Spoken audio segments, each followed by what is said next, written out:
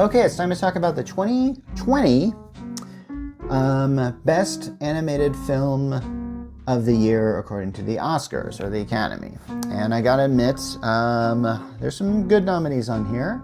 Nominees were Soul, Onward, Over the Moon, Shaun the Sheep, Farmageddon, and Wolfwalkers. And the winner is Soul. And in this case, I absolutely agree. Soul is a triumph.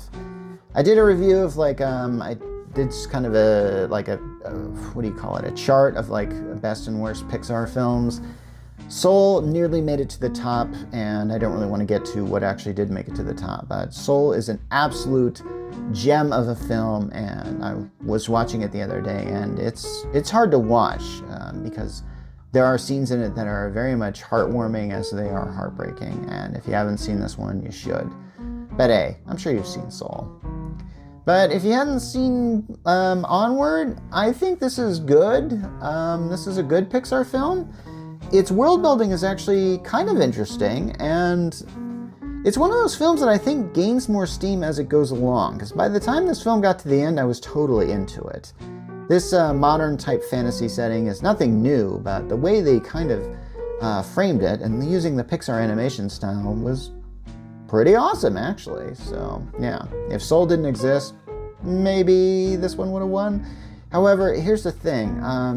There are two films on this list I haven't seen. The first is Over the Moon, and the next is Wolfwalkers. And I feel bad by saying that because, I try and see some of these things, but some of these things I can't find anywhere. And maybe it's because I haven't looked hard enough. And I don't think I've even heard of these two films until I was doing this list. Sorry about that. As for Shaun the Sheep 2, Farmageddon, I remember watching that one and thinking that it had some funny moments because, well, that's what Aardman films are right now. Just a bunch of sometimes funny moments, really. I have to be very honest in my assertion of Aardman and their quality of work at this present time. And I don't want to be cruel or mean because Aardman has produced a lot of great works over the years. What can I say? So The Croods: The New Age didn't get nominated. I think I started that one, but I really couldn't get into it.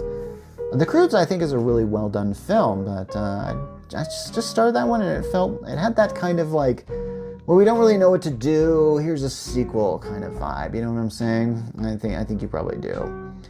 And Trolls World Tour didn't make it, so don't know why. Maybe it wasn't as good. I think, did Trolls even make it? I'll get to that when I get to whatever year Trolls came out.